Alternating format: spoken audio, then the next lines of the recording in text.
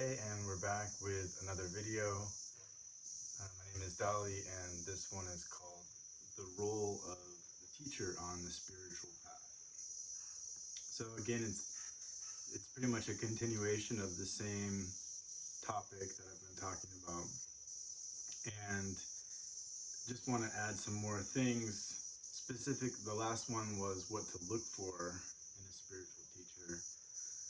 This one, pretty similar, but just talking a little bit more about the role of the teacher, or perhaps different roles that a teacher might play, and how that affects us as a student, but also um, how we can understand the sort of technology of awakening, or the process that can occur when we have a good teacher, and it might be different than what we had in mind, might be different than what we expected, might be different than what we were looking for.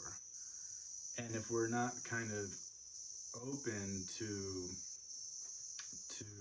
consider how some of these different roles might actually be beneficial, then it might be easy for us to discredit a certain teacher or a certain method of teaching because it doesn't kind of match up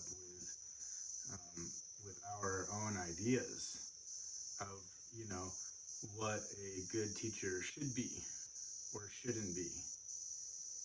And this is challenging because, we do have these ideas, and we're partially we are trying to honor and recognize the value of our own kind of ability to assess something, to assess the value of something, whether something is skillful or unskillful, whether something is beneficial or unbeneficial. And so this kind of discernment that we are trying to develop, we want to develop, and to some extent we want to turn to and rely on. But oftentimes our ability to discern clearly and with wisdom is lacking due to a lack of our own experience, and also sort of underdevelopment of that faculty, that we might rely too heavily on our own kinds of views and opinions without recognizing that perhaps we don't know. Perhaps we don't know what's best for us. Perhaps we don't know what we need. And as we go deeper into the practice, that realization becomes more clear and becomes harder to deny. That, although we don't want to disregard the kind of intuition or that internal guidance system, we start to recognize how flawed it tends to be. That there's a lot of misinformation that has led to these ideas that we tend to hold on to, that we tend to believe in, and that we tend to identify with. And that when that becomes rigid, it's sort of either something fits with that or it doesn't. And if it fits, then we think it's good, and then we go that way. And if it doesn't fit, we think it's no good and we kind of throw it out or we get away from it. So there tends to be a lack of willingness to kind of see those flaws and to recognize that there are many things that we don't really understand. And that's what this whole journey is all about, is is recognizing that our own understanding is incomplete.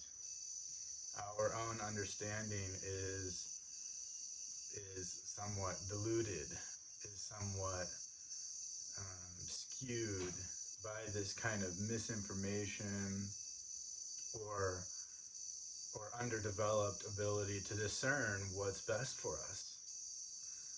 So there's a dichotomy here, and when we learn to kind of hold that dichotomy and and sort of learn how to navigate through these kinds of seeming contradictions, that on one hand we should trust ourselves, on another hand, we learn that we're deluded and that we shouldn't trust ourselves too much, and that there might be other individuals out there who actually know what's best for us better than we do. Kind of like we're children on this path, most of us. And in the modern world, we want things to move so quickly that it's common to, after a year of practice or a couple meditation retreats, or after reading some books, or even after 5 or 10 years of dedicated practice, we want to think that we've made it somewhere, that we're no longer beginners on this path. And that's something that starts to fall apart when we continue. That is, like I said in my first video, why I call myself a Buddhist, it's like the more I practice, the more I am able to recognize how flawed a lot of my own views and preconceptions are. And after more than 10 years of practice, whoa, I'm a beginner. This is, I'm a child. And just like a child coming into the world needs the guidance from, from an adult, from parents, from teachers. It's like we might be an adult now, but on the spiritual path, most likely we're still at the level of a child, still kind of confused, still depending on the guidance of someone who is sort of older or wiser. And the interesting thing about this is it really doesn't depend on age. I've met a lot of monks who are the same age as me or younger than me. And, some of them have been monks for 10 years, but they might be younger than I am. And so it's really not about like who's been around longer in this world, because it's easy to go through life without really figuring anything out, without really developing that ability to discern, and without developing wisdom to understand the way things really are. And it really depends on how we use our time, or how we have used our time. So some people who are younger, who have used their time more wisely than us, might still be able to play that role or fulfill that need for us to have someone who can offer some guidance. And so with that said, can we be open to the possibility that what we are looking for or what we think we need might not be what we really need, might not be what's best for us? And can we be open to the possibility that something that kind of seems to really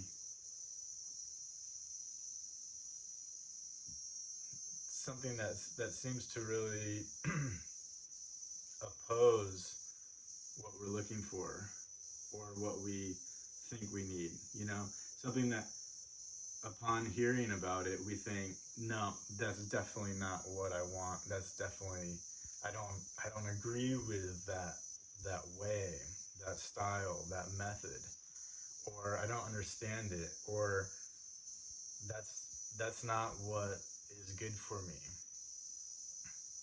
Can we be open to the possibility that maybe it is what we need? Maybe it's exactly what we need.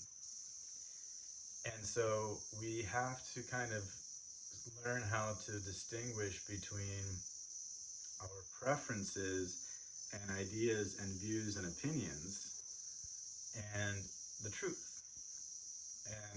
And oftentimes the truth is difficult to accept.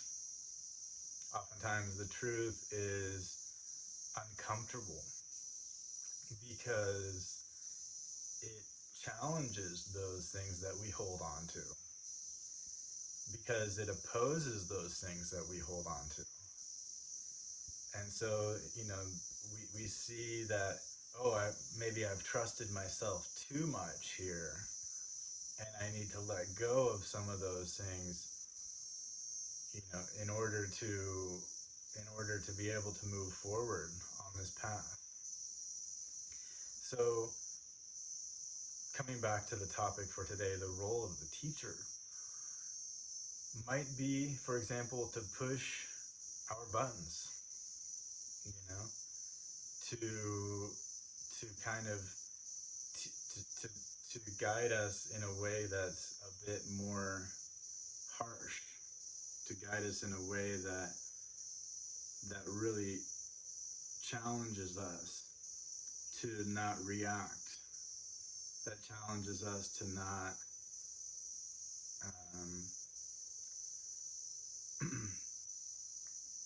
to not just give up when things are difficult. And as I've talked about in previous videos, there's a lot of different kinds of ways of teaching, through, leading by example, through establishing some kind of rules and regulations for how to practice and how to behave at a particular monastery or center, and to give, to verbally teach, to give talks, through feedback, through the supervision. Sometimes the teacher kind of keeping an eye on you can make a big difference. But something I haven't covered too much yet is like, well, what about the role of really kind of cracking down or even cutting down, right? It's like we might have, fragile egos, and yeah, it's possible that different people need different things. But when we hear about a teacher who is really harsh with their students, and if that kind of provokes a certain sort of resistance in us, that says, oh, I don't want that doesn't sit well with me, that doesn't seem like the right way to teach, again, can we open to the possibility that maybe that's exactly what we need? You know, if we have that kind of fragile ego, it might be a sign that there is kind of a reluctancy to submit to someone else, a reluctancy to kind of give up that holding on. And we don't want to have to let go of those things because it's kind of painful in a way. It's kind of like losing a part of ourself. It feels like that. But in the Thai forest tradition that I'm practicing in now, there's a lot of talk about sculpting of character. And through the kind of training program,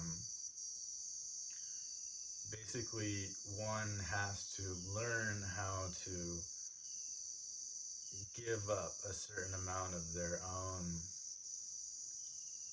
um, tendencies to kind of be independent, to kind of do things their own way, to, to think that they know what's best. And for many Westerners, this is a really big challenge when they come to practice at these forest monasteries in Thailand, because a lot of times things can be quite rigid and kind of narrow. That it's like, we do it this way, or hey, don't do it that way, do it this way. And sometimes it's quite trivial. It's like, I've been told that while like washing my cup. Don't wash your cup like that. You need to do it this way. Huh? I know how to wash a cup, right?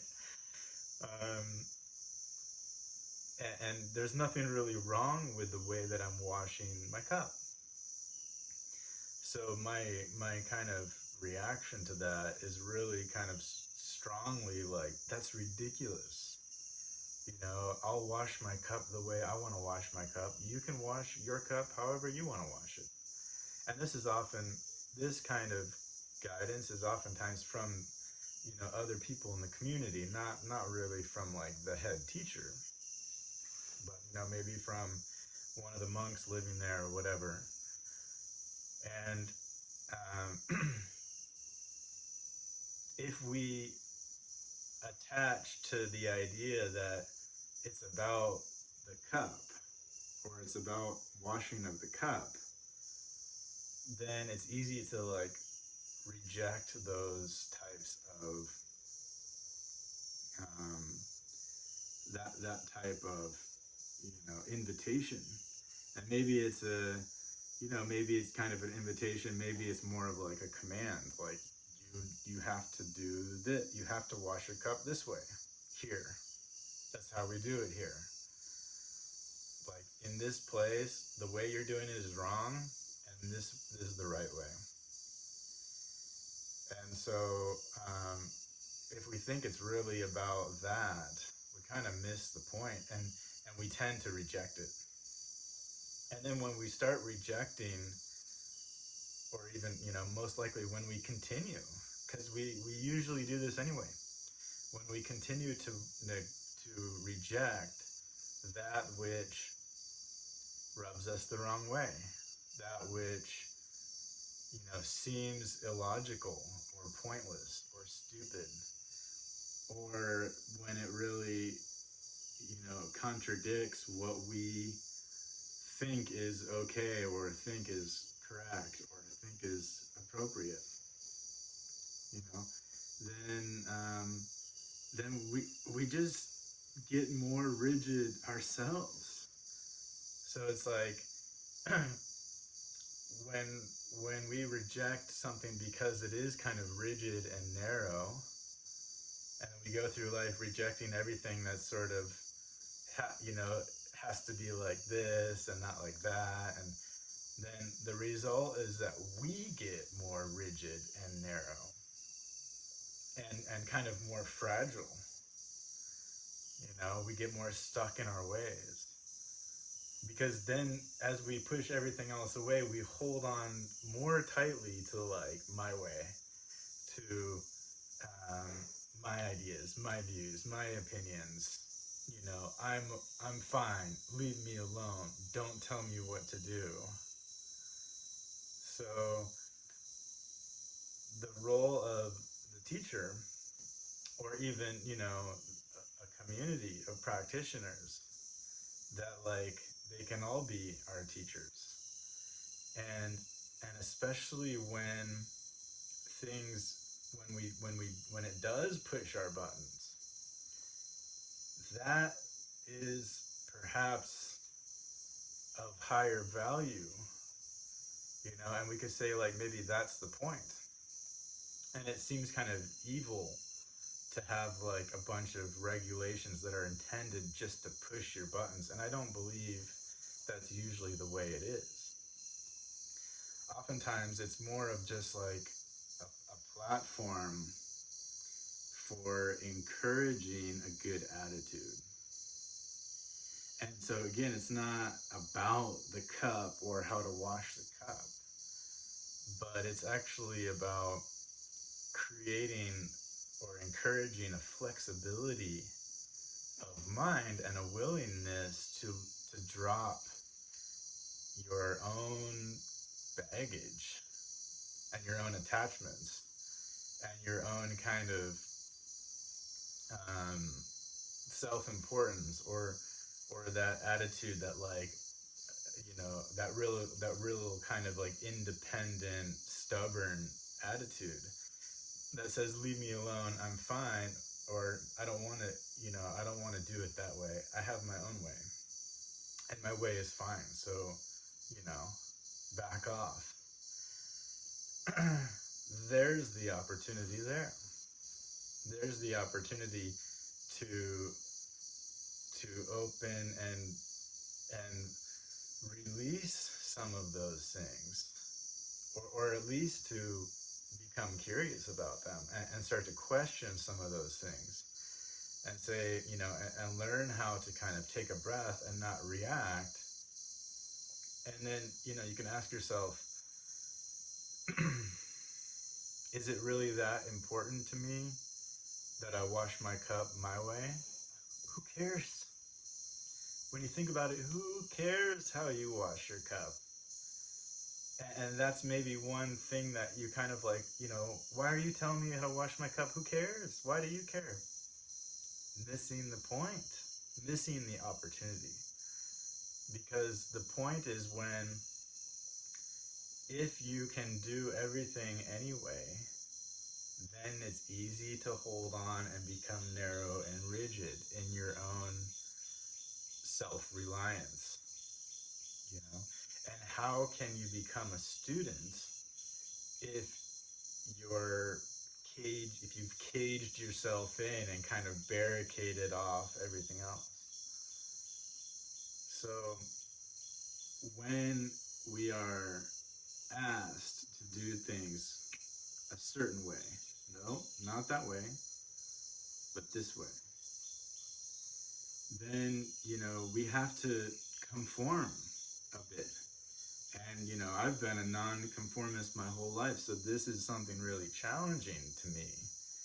It's like, oh, if you're going to stay here, if you're going to live here, if you're going to practice here, you know, then you've got to overcome some of that non-conformist, independent stubbornness that you're holding on to.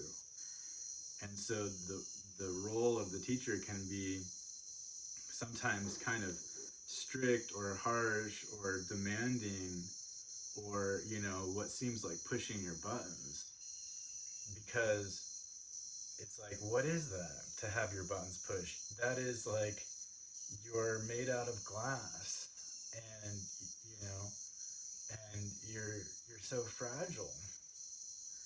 So, oh, you know, don't, please don't do anything that's gonna like break me, you know? Don't challenge me, or don't, you know, don't question me, or don't tell me what to do, or none of these things, because I'm gonna break if you do.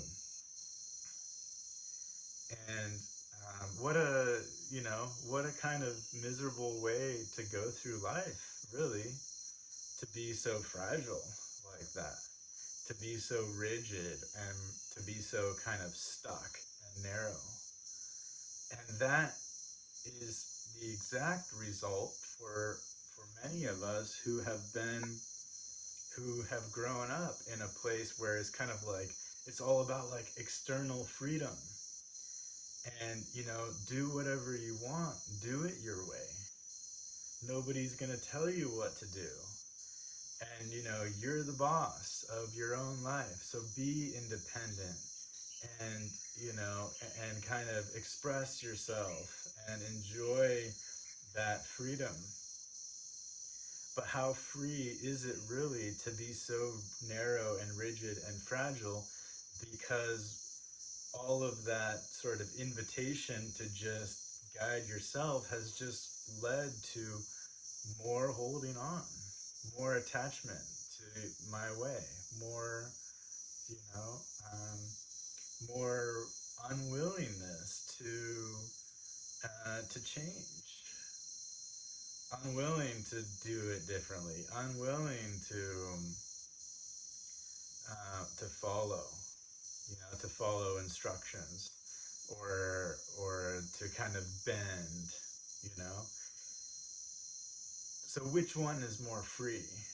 The the willingness to bend and adapt, and the openness to kind of listen and consider, or that ability to just to see clearly in the moment. Oh, they want me to wash my cup this way, okay, I'll wash it that way, because like, isn't that freedom in that moment, when you can just, when you have the ability, freedom is the ability to do otherwise. So if we have to kind of do it our way, or if we need our teacher to reflect that kind of image of like what we think a good teacher is, and we don't want a teacher who's going to challenge us or push our buttons or be hard on us, um, because then we have to get out of our comfort zone. And when we're stuck in that comfort zone, we think, because through our own ignorance, we think that it's freedom, because we're free to do it our own way. But then as soon as someone else comes in and kind of asks us or demands us to be different, all of a sudden, a lot of strong emotions are coming up, and it's like,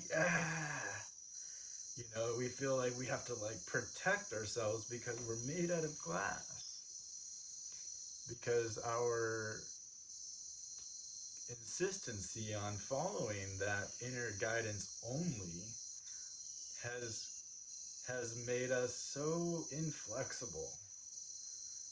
And so sculpting of character is a very important role that that we can that we should learn to value. But it's a painful process, again, because it's like part of you has to die, part of you has to loosen up and kind of let go of that sort of ego of like my way, and I already know what I'm doing, I don't need your help.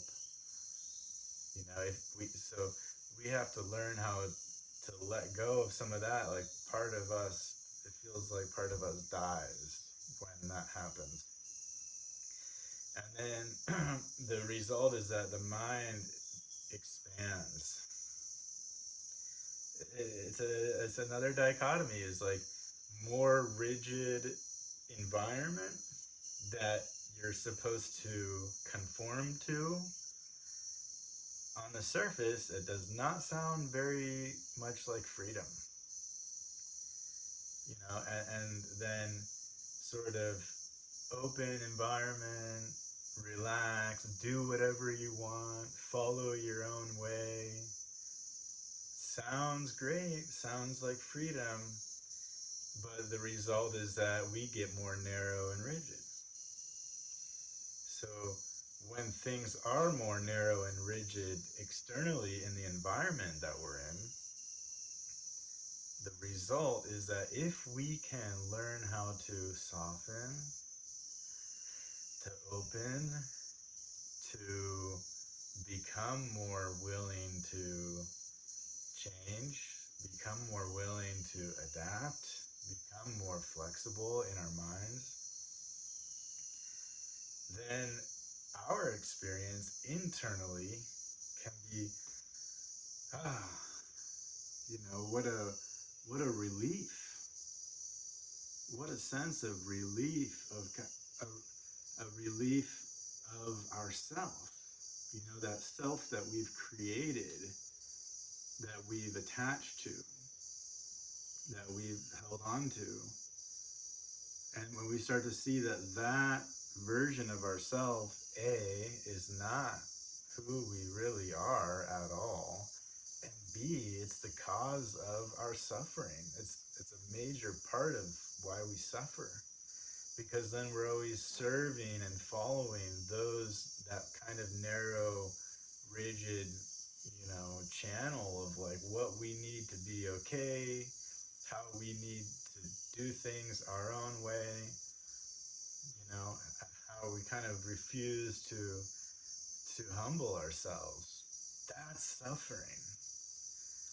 So a good teacher might see that in certain people at least and recognize, what this person might be looking for is probably a kind of kind and compassionate and soft and open teacher that's not really gonna like push their buttons. But what this person actually needs is kind of the opposite. Someone who's gonna like kind of crack down, someone who's gonna be a little bit harsh, because we have to kind of, our bubble has to be bursted, you know? They've gotta burst, like, it's gotta go both ways. Like, a lot of times we need someone to come in and push those buttons, and then to the point where it puts us on the ledge. And at that point, you've got two choices. The first one, most obvious, most tempting, is run away. Run away or fight back or refuse, resist, throw a fit. This is what children do, right? This is what children often do when they don't get their way. They throw a fit, they make a scene. And or leaving and just be like, oh, this isn't for me, I'm out of here. That's the same thing. It's just a different form of avoiding or rejecting or resisting. You can resist by kind of fighting back, or you can resist by running. And the second option that we have is to soften, is to take a breath, to kind of try to see clearly that those strong feelings that are coming up are not coming from that person who's telling me to wash my cup differently. That is anger, it's frustration. That internal resistance, that's causing us to feel this way is coming from ourselves. And that's a tough pill to swallow, especially when we're so used to kind of blaming others for the way that we feel. And I'm not saying this as someone who has overcome this in any way. That this is what I'm struggling with the most. But that kind of discernment of like, I think I'm starting to see what's going on here. And that kind of um, that kind of deeper wisdom is starting to reveal that actually this isn't bad, but it's good for me. Ah, not easy to kind of digest that. That is like, I hate this. I hate someone telling me that, oh, you're washing your cup wrong. You're kidding me? Like, so stupid, If the cup is clean at the end, how's that wrong? Whoa, you know? Take a breath, take a step back, pause for a moment, and you're like, okay, it's not about the cup, dude. Forget about the cup, you know? Notice that, notice how fragile you are. Notice how much anger is within you. Over what? If you don't care about the cup, then why do you feel this way? Why are you resisting it so much? If you really didn't care about the cup, you wouldn't be attached, and I'm speaking about myself, I wouldn't be attached to needing to do it my way. But it's the tip of the iceberg, my friends. It's so much bigger than that, and that's what freaks us out. It's like we kind of sense that like this major kind of internal earthquake is is reflective of like a much deeper issue that we've gotten so good at ignoring and neglecting and denying. We've gotten so good at denying it. And then as time goes on, it's like we become less and less willing to face it because it actually gets bigger. It gets stronger because our grip our grip gets tighter and tighter and tighter and tighter and tighter. And then it becomes more and more difficult to face that and to do something about it. So the easy thing to do is go through life avoiding those situations, avoiding those people, avoiding those teachers that are going to bring out that kind of inner demon of anger, that are going to provoke that are going to, avoid those things that are going to push our buttons. Then, what's the plan? Then we kind of like organize everything in our life to be just right, to be just the way we like it. And God forbid anyone or anything comes in and kind of, ruins that for us.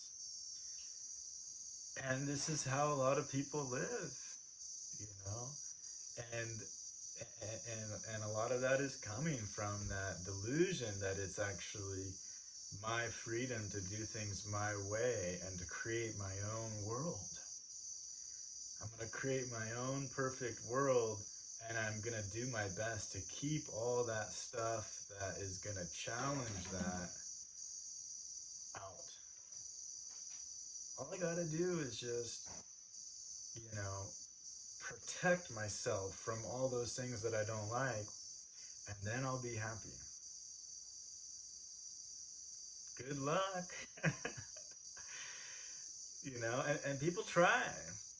People try it all the time, and maybe it does kind of work to a certain degree, but then what are you going to take it to the grave?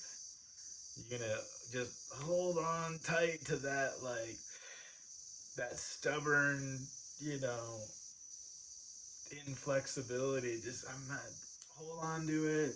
I'm going to work hard to protect it, and I'm going to take it straight to the grave.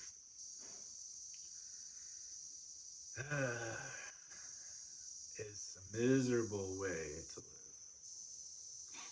And that's just, and I'm saying that because I've made my life miserable from this way, you know, nothing else. And now, you know, having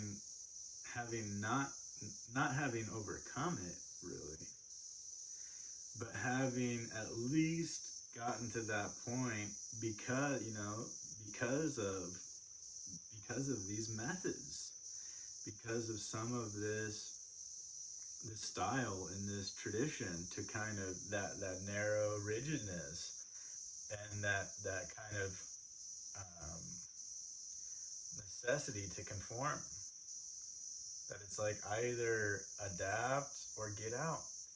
And maybe because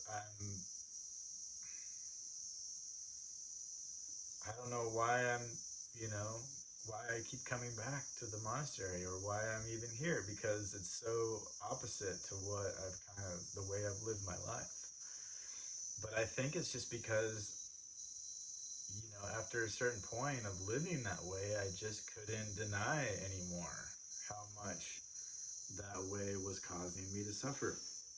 And then through that sort of ability to recognize that, there's that deeper wisdom that's saying, like, okay, so maybe there's a lot of value to this kind of rigid, you know, approach to kind of teaching and training, and that sculpting of characters. Like, I need I need some of that, you know.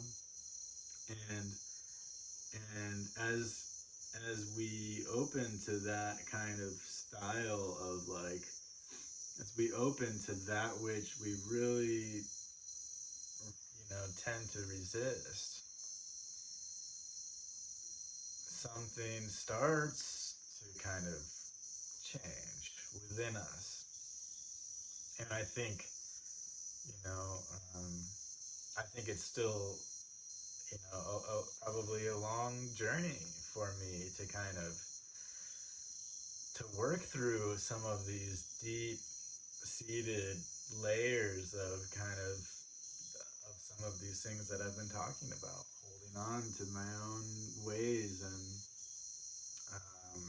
being stubborn, and being inflexible. So again, I can run away, and I do. You know, one thing I'm doing now is kind of like, you know, I stay at a monastery for a while, and then, like, I kind of leave and I go to the next one, and I might go stay a couple nights in a hotel just to kind of, like, unwind and regroup and relax a little bit, because it's like, whoa, it's like, you know, I don't know if I can, like, dive in. And I think that's fine. I think it just depends on where you're at. You know, I think what might be more skillful for a lot of us is kind of like get some exposure to that, notice how we react, you know, maybe back off a little bit, then go back in and kind of like ease our way into this transformation that's waiting for us, which is, you know, to that you know, willingness to let go of a lot of those things, that willingness to, like, see part of who we think is who we are die. You know, that's maybe, you know, one of the scariest kind of experiences to go through. And I don't think, if it's all or nothing, you know, who's gonna choose all right away? not me. You know, if it's all or nothing, like I'm out. I go back home. But it doesn't have to be that way. It's like choose your own pace, you know? Move into it, do your best, notice how, notice what's coming up, notice your reluctancy, that resistance, and then, keep going if you can, but if you can't, back off a little bit, regroup, reflect. How did I do? In what ways am I still stuck? In what ways am I still holding on to that idea of who I am that needs to be right and that needs to do it my way? And it can be very helpful to like have a little bit of space or have a break and take a breather and then say like, okay, now I'm going to go back, or I'm going to go to another place, another teacher, and it's all within this tradition, so it's all pretty similar.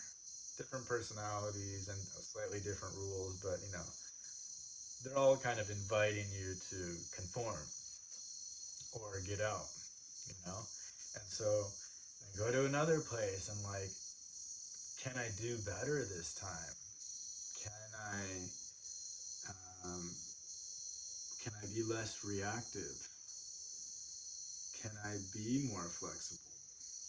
Can I drop myself, at those times when I don't really need myself?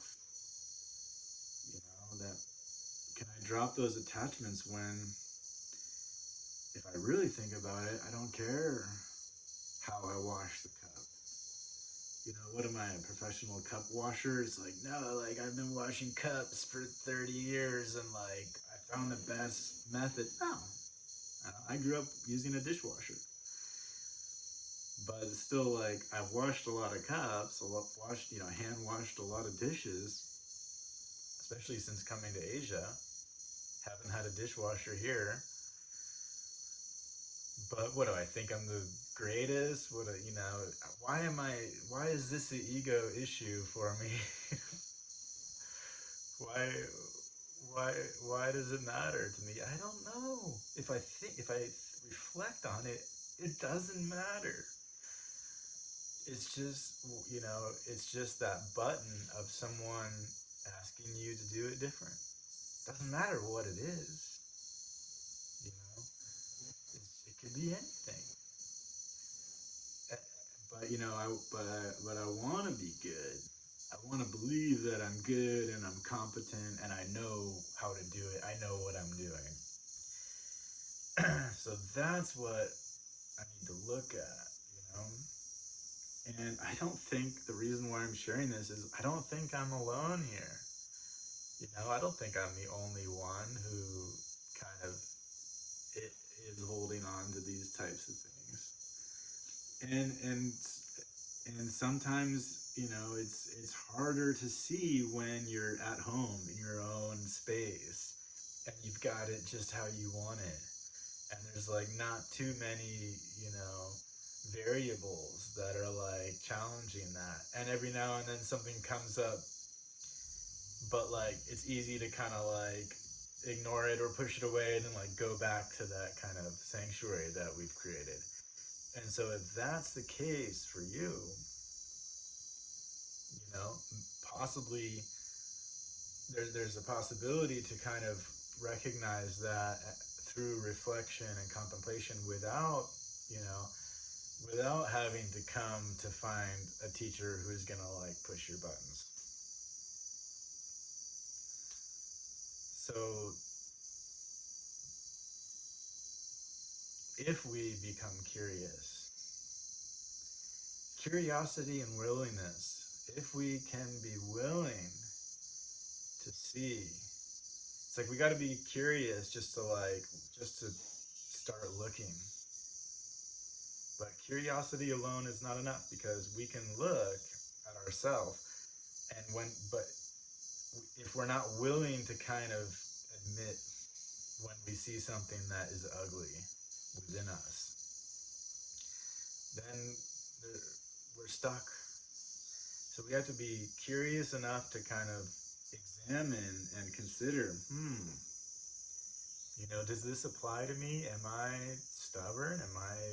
Do I hold on to my way and needing to be right or needing to be good at things? And, am I a nonconformist? It's like, good, don't, you know, I'm not encouraging people to become conformists, because most of the times what people conform to is something that's driven by greed or hatred or delusion,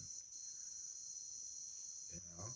But if you can find something that's driven by purity and goodwill and carried by wisdom, the wisdom of someone who's older than us on the path, on the spiritual path. So they might be younger than us, but they've gone before us because they've used their time more wisely than we have.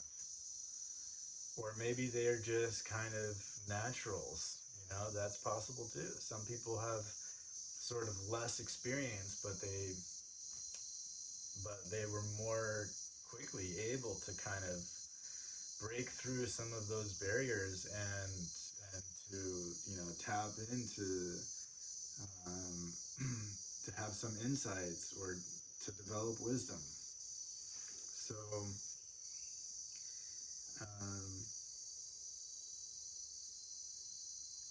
if we have that curiosity and willingness, you don't have to go anywhere. You can stay home and reflect on these things and be your own teacher. But for many of us, it's not going to work like that. Many of us need to get out of our comfort zone and come to a place like this. And, these monasteries in Thailand, in the Thai forest tradition, can be pretty tough, can be pretty rigid. And there's a lot of character development going on. It's not all about meditation, So for many of us, it is very helpful to come to these places and to try to learn how to be a student and to try to learn how to be flexible and just follow some simple rules. But it's difficult, and it's can be a painful process. So may you be willing to consider that what you want is not always what you need, and that something that really opposes what you think is best for you might actually be exactly what you need. Like that layer of resistance is like more at the surface of that kind of self-view, self-attachment. But if you go down, what's below that is like perhaps a deeper wisdom that says, maybe that is what I need. It's like, that's gonna be tough. I don't want to face that. But okay, we start to see like maybe that is good for me. And there's progress right there, just with that realization, that simple ability to see that and kind of to hold that truth. Be like, that hurts, but I think that's true. And on the closing note, I do believe that, what's right for one person or what's best for one person might not work for another person. And not everyone has these same issues that I have, but I'm kind of sharing from my experience of like what I'm going through, what I'm struggling with, what I'm coming to learn about myself. And I do see that a lot of people I know are sort of in the same boat, you know. So I don't think that it's like we're so individual that everyone needs like a customized way. You know, I think that there's more like certain personality types, and the people who fit into one category, at least in certain aspects of personality, you know, could be kind of trained, or we could approach that, you know, in kind of one method. So to come back to the role of the spiritual teacher, I think that the best teachers are the ones that can recognize what type of personality we are, where we're getting stuck, and are willing to play whatever role that they see is what we need to move forward, to become more free on the inside. And that can only be, and only a really well practiced teacher can do that. So if you can find a teacher who can sort of feel you out and recognize where you are and give you what you need, you know, that's a great teacher. Even if it totally opposes what you think you wanted or what you think is best for you. So if they have good intentions and they can see you, you know, don't run away. Don't resist them. Or if you have to run away, go back, you know, and recognize like the value there is like, whoa, that's exactly what's gonna help me, you know, find more freedom, more happiness in my life. Okay, so I hope this is helpful in some way to someone. Feel free to leave comments, or um, can ask any question if you want to. And best of luck to you on your journey. And may you have those opportunities to reflect and consider um, where you're at, and in what ways you're holding yourself back. So see you again soon on the next video.